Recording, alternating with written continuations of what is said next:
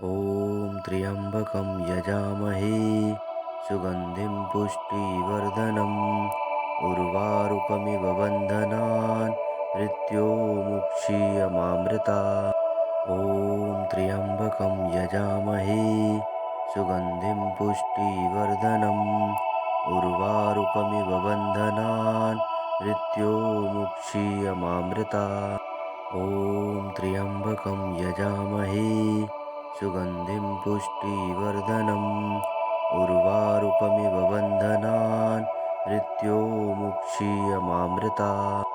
ॐ त्र्यम्बकं यजामहे सुगन्धिं पुष्टिवर्धनम् उर्वारुकमिव बन्धनान् मृत्योर्मुक्षीयमामृतात्।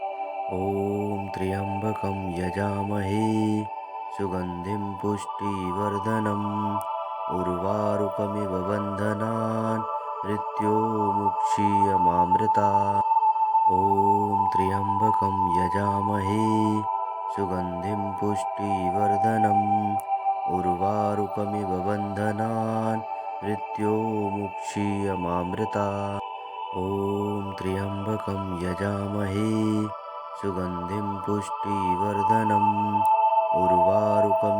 मृत्योर्मुक्षीयमामृतात्। ॐ त्र्यम्बकं यजामहे सुगन्धिं पुष्टिवर्धनम् उर्वारुकमिव बन्धनान् मृत्योर्मुक्षीयमामृतात्। ॐ त्र्यम्बकं यजामहे सुगन्धिं पुष्टिवर्धनम् उर्वारुकमिव बन्धनान् मृत्योर्मुक्षीयमामृतात्। ॐ त्र्यम्बकं यजामहे सुगन्धिं पुष्टिवर्धनम् उर्वारुकमिव बन्धनान् मृत्योर्मुक्षीयमामृतात्।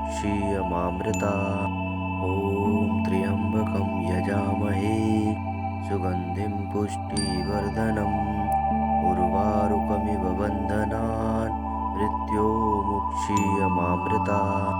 ॐ त्र्यम्बकं यजामहे सुगन्धिं पुष्टिवर्धनम् उर्वारुकमिव बन्धनान् मृत्योर्मुक्षीयमामृतात्। ॐ त्र्यम्बकं यजामहे सुगन्धिं पुष्टिवर्धनम् उर्वारुकमिव बन्धनान् मृत्योर्मुक्षीयमामृतात्। ॐ त्र्यम्बकं यजामहे सुगन्धिं पुष्टिवर्धनम् उर्वारुकमिव बन्धनान् मृत्योर्मुक्षीयमामृतात्।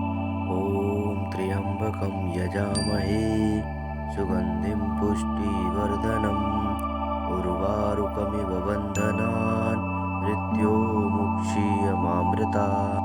ॐ त्र्यम्बकं यजामहे सुगन्धिं पुष्टिवर्धनम् उर्वारुकमिव बन्धनान् मृत्योर्मुक्षीयमामृतात्। ॐ त्र्यम्बकं यजामहे सुगन्धिं पुष्टिवर्धनम् उर्वारुकमिव बन्धनान् मृत्योर्मुक्षीयमामृतात्। ॐ त्र्यम्बकं यजामहे सुगन्धिं पुष्टिवर्धनम् उर्वारुकमिव बन्धनान् मृत्योर्मुक्षीयमामृतात्। ॐ त्र्यम्बकं यजामहे सुगन्धिं पुष्टिवर्धनम् उर्वारुकमिव बन्धनान् मृत्योर्मुक्षीयमामृतात्। ॐ त्र्यम्बकं यजामहे सुगन्धिं पुष्टिवर्धनम् उर्वारुकमिव बन्धनान् मृत्योर्मुक्षीयमामृतात्। ॐ त्र्यम्बकं यजामहे सुगन्धिं पुष्टिवर्धनम् उर्वारुकमिव बन्धनान् मृत्योर्मुक्षीयमामृतात्। ॐ त्र्यम्बकं यजामहे सुगन्धिं पुष्टिवर्धनम् उर्वारुकमिव बन्धनान् मृत्योर्मुक्षीयमामृतात्।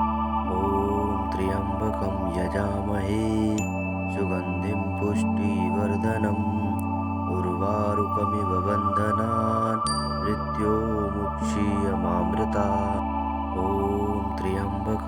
यजामहे सुगन्धिं पुष्टिवर्धनम् उर्वारुकमिव बन्धनान् मृत्योर्मुक्षीयमामृता ॐ त्र्यम्बकं यजामहे सुगन्धिं पुष्टिवर्धनम् उर्वारुकमिव बन्धनान् मृत्योर्मुक्षीयमामृता ॐ त्र्यम्बकं यजामहे सुगन्धिं पुष्टिवर्धनम् उर्वारुकमिव बन्धनान् मृत्योर्मुक्षीयमामृता ॐ त्र्यम्बकं यजामहे सुगन्धिं पुष्टिवर्धनम् उर्वारुकमिव बन्धनान् मृत्योर्मुक्षीयमामृता ॐ त्र्यम्बकं यजामहे सुगन्धिं पुष्टिवर्धनम् उर्वारुकमिव बन्धनान्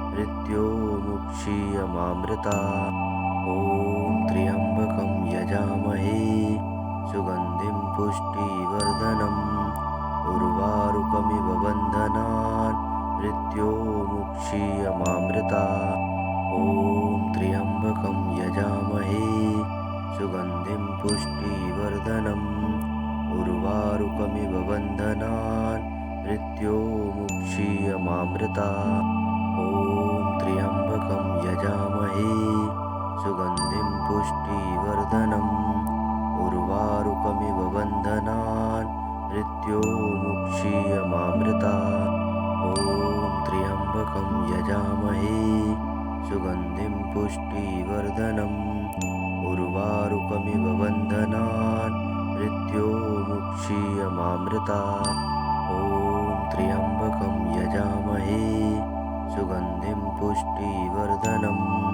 उर्वारुकमिव बन्धनान् मृत्योर्मुक्षीयमामृता ॐ त्र्यम्बकं यजामहे सुगन्धिं पुष्टिवर्धनम् उर्वारुकमिव बन्धनान् मृत्योर्मुक्षीयमामृता ॐ त्र्यम्बकं यजामहे सुगन्धिं पुष्टिवर्धनम् उर्वारुकमिव बन्धनान् मृत्योर्मुक्षीयमामृता ॐ त्र्यम्बकं यजामहे सुगन्धिं पुष्टिवर्धनम् उर्वारुकमिव बन्धनान् मृत्योर्मुक्षीयमामृता ॐ त्र्यम्बकं यजामहे सुगन्धिं पुष्टिवर्धनम् उर्वारुकमिव बन्धनान् मृत्योर्मुक्षीयमामृता ॐ त्र्यम्बकं यजामहे सुगन्धिं पुष्टिवर्धनम् उर्वारुकमिव बन्धनान् मृत्योर्मुक्षीयमामृता ॐ त्र्यम्बकं यजामहे सुगन्धिं पुष्टिवर्धनम् उर्वारुकमिव बन्धनान् मृत्योर्मुक्षीयमामृता ॐ त्र्यम्बकं यजामहे सुगन्धिं पुष्टिवर्धनम् उर्वारुकमिव बन्धनान् मृत्योर्मुक्षीयमामृता ॐ त्र्यम्बकं यजामहे सुगन्धिं पुष्टिवर्धनम् उर्वारुकमिव बन्धनान् मृत्योर्मुक्षीयमामृता ॐ त्र्यम्बकं यजामहे सुगन्धिं पुष्टिवर्धनम् उर्वारुकमिव बन्धनान् मृत्योर्मुक्षीयमामृता ॐ त्र्यम्बकं यजामहे सुगन्धिं पुष्टिवर्धनम् उर्वारुकमिव बन्धनान् मृत्योर्मुक्षीयमामृता ॐ त्र्यम्बकं यजामहे सुगन्धिं पुष्टिवर्धनम् उर्वारुकमिव बन्धनान् मृत्योर्मुक्षीयमामृता ॐ त्र्यम्बकं यजामहे सुगन्धिं पुष्टिवर्धनम् उर्वारुकमिव बन्धनान् मृत्योर्मुक्षीयमामृता ॐ त्र्यम्बकं यजामहे सुगन्धिं पुष्टिवर्धनम् उर्वारुकमिव बन्धनान् मृत्योर्मुक्षीयमामृता ॐ त्र्यम्बकं यजामहे सुगन्धिं पुष्टिवर्धनम् उर्वारुकमिव बन्धनान् मृत्योर्मुक्षीयमामृता ॐ त्र्यम्बकं यजामहे सुगन्धिं पुष्टिवर्धनम् उर्वारुकमिव बन्धनान् मृत्योर्मुक्षीयमामृता ॐ त्र्यम्बकं यजामहे सुगन्धिं पुष्टिवर्धनम् उर्वारुकमिव बन्धनान् मृत्योर्मुक्षीयमामृता ॐ त्र्यम्बकं यजामहे सुगन्धिं पुष्टिवर्धनम् उर्वारुकमिव बन्धनान् मृत्योर्मुक्षीयमामृता ॐ त्र्यम्बकं यजामहे सुगन्धिं पुष्टिवर्धनम् उर्वारुकमिव बन्धनान् मृत्योर्मुक्षीयमामृता ॐ त्र्यम्बकं यजामहे सुगन्धिं पुष्टिवर्धनम् उर्वारुकमिव बन्धनान् मृत्योर्मुक्षीयमामृता ॐ त्र्यम्बकं यजामहे सुगन्धिं पुष्टिवर्धनम् उर्वारुकमिव बन्धनान् मृत्योर्मुक्षीयमामृता ॐ त्र्यम्बकं यजामहे सुगन्धिं पुष्टिवर्धनम् उर्वारुकमिव बन्धनान् मृत्योर्मुक्षीयमामृता ॐ त्र्यम्बकं यजामहे सुगन्धिं पुष्टिवर्धनम् उर्वारुकमिव बन्धनान् मृत्योर्मुक्षीयमामृता ॐ त्र्यम्बकं यजामहे सुगन्धिं पुष्टिवर्धनम् उर्वारुकमिव बन्धनान् मृत्योर्मुक्षीयमामृता ॐ त्र्यम्बकं यजामहे सुगन्धिं पुष्टिवर्धनम् उर्वारुकमिव बन्धनान् मृत्योर्मुक्षीयमामृता ॐ त्र्यम्बकं यजामहे सुगन्धिं पुष्टिवर्धनम् उर्वारुकमिव बन्धनान् मृत्योर्मुक्षीयमामृता ॐ त्र्यम्बकं यजामहे सुगन्धिं पुष्टिवर्धनम् उर्वारुकमिव बन्धनान् मृत्योर्मुक्षीयमामृता ॐ त्र्यम्बकं यजामहे सुगन्धिं पुष्टिवर्धनम् उर्वारुकमिव बन्धनान् मृत्योर्मुक्षीयमामृता ॐ त्र्यम्बकं यजामहे सुगन्धिं पुष्टिवर्धनम् उर्वारुकमिव बन्धनान् मृत्योर्मुक्षीयमामृता ॐ त्र्यम्बकं यजामहे सुगन्धिं पुष्टिवर्धनम् उर्वारुकमिव बन्धनान् मृत्योर्मुक्षीयमामृता ॐ त्र्यम्बकं यजामहे सुगन्धिं पुष्टिवर्धनम् उर्वारुकमिव बन्धनान् मृत्योर्मुक्षीयमामृता ॐ त्र्यम्बकं यजामहे सुगन्धिं पुष्टिवर्धनम् उर्वारुकमिव बन्धनान् मृत्योर्मुक्षीयमामृता ॐ त्र्यम्बकं यजामहे सुगन्धिं पुष्टिवर्धनम् उर्वारुकमिव बन्धनान् मृत्योर्मुक्षीयमामृता ॐ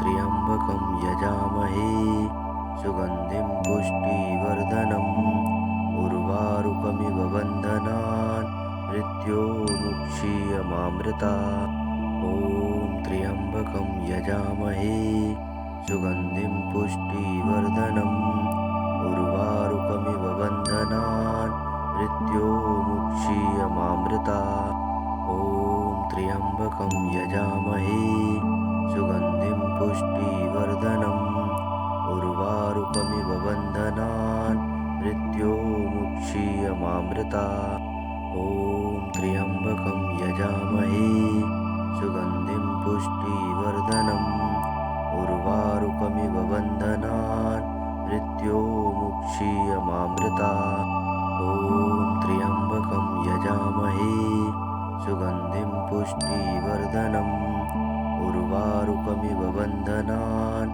मृत्योर्मुक्षीयमामृता ॐ त्र्यम्बकं यजामहे सुगन्धिं पुष्टिवर्धनम् उर्वारुकमिव बन्धनान् मृत्योर्मुक्षीयमामृता ॐ त्र्यम्बकं यजामहे सुगन्धिं पुष्टिवर्धनम् उर्वारुकमिव बन्धनान् मृत्योर्मुक्षीयमामृता ॐ त्र्यम्बकं यजामहे सुगन्धिं पुष्टिवर्धनम् उर्वारुकमिव बन्धनान् मृत्योर्मुक्षीयमामृता ॐ त्र्यम्बकं यजामहे सुगन्धिं पुष्टिवर्धनम् उर्वारुकमिव बन्धनान् मृत्योर्मुक्षीयमामृता ॐ त्र्यम्बकं यजामहे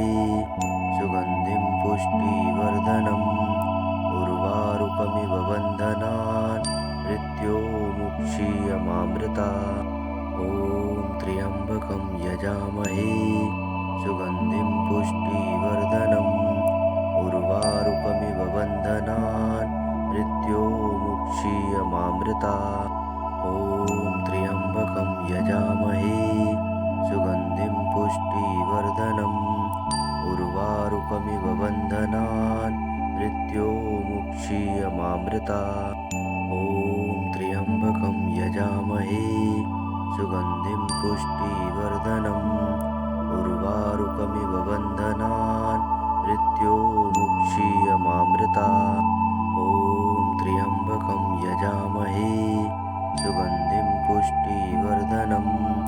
उर्वारुकमिव बन्धनान् मृत्योर्मुक्षीयमामृता ॐ त्र्यम्बकं यजामहे सुगन्धिं पुष्टिवर्धनम् उर्वारुकमिव बन्धनान् मृत्योर्मुक्षीयमामृता ॐ त्र्यम्बकं यजामहे सुगन्धिं पुष्टिवर्धनम् उर्वारुकमिव बन्धनान् मृत्योर्मुक्षीयमामृता ॐ त्र्यम्बकं यजामहे सुगन्धिं पुष्टिवर्धनम् उर्वारुकमिव बन्धनान् मृत्योर्मुक्षीयमामृता ॐ त्र्यम्बकं यजामहे सुगन्धिं पुष्टिवर्धनम् उर्वारुकमिव बन्धनान् मृत्योर्मुक्षीयमामृता ॐ त्र्यम्बकं यजामहे सुगन्धिं पुष्टिवर्धनम् उर्वारुकमिव बन्धनान् मृत्योर्मुक्षीयमामृता ॐ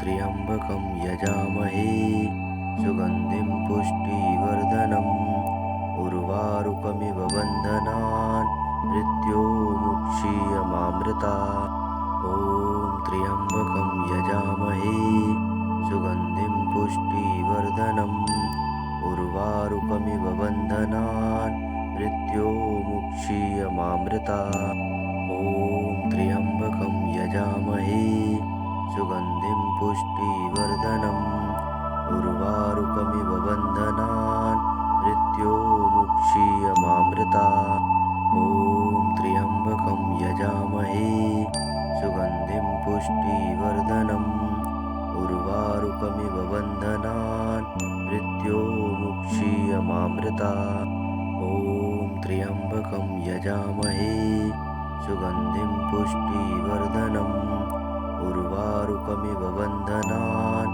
मृत्योर्मुक्षीयमामृता ॐ त्र्यम्बकं यजामहे सुगन्धिं पुष्टिवर्धनम् उर्वारुकमिव बन्धनान् मृत्योर्मुक्षीयमामृता ॐ त्र्यम्बकं यजामहे सुगन्धिं पुष्टिवर्धनम् उर्वारुकमिव बन्धनान् मृत्योर्मुक्षीयमामृता ॐ त्र्यम्बकं यजामहे सुगन्धिं पुष्टिवर्धनम् उर्वारुकमिव बन्धनान् मृत्योर्मुक्षीयमामृता ॐ त्र्यम्बकं यजामहे सुगन्धिं पुष्टिवर्धनम् उर्वारुकमिव बन्धनान् मृत्योर्मुक्षीयमामृता ॐ त्र्यम्बकं यजामहे